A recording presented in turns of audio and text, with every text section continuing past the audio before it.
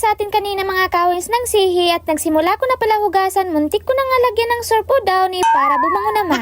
Pero sayang wala buti na lang at baka malasong pa ang kakain nito at baka makulong pa ako ng 5 taon at baka paglabas ko ng kulungan maiba na siya.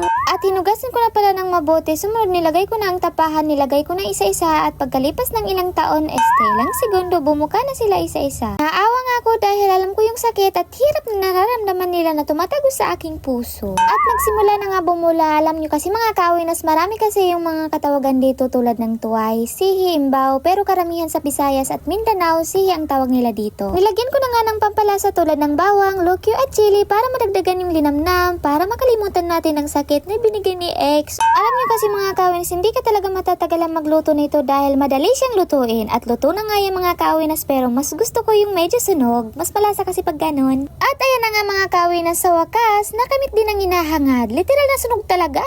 Sa mga hindi pa nakakatry diyan, naku, itry nyo na, literal na magugustuhan nyo talaga. Iba rin talaga mga kawinas pag sa probinsya ka, no? Madami kang makukuha na pagkain na hindi mo kailangan ng pera, basta may sikap kang dala, hindi ka talaga magugutom. At ayan na mga kawinas, patapos na, abangan na lang sa susunod. See ya!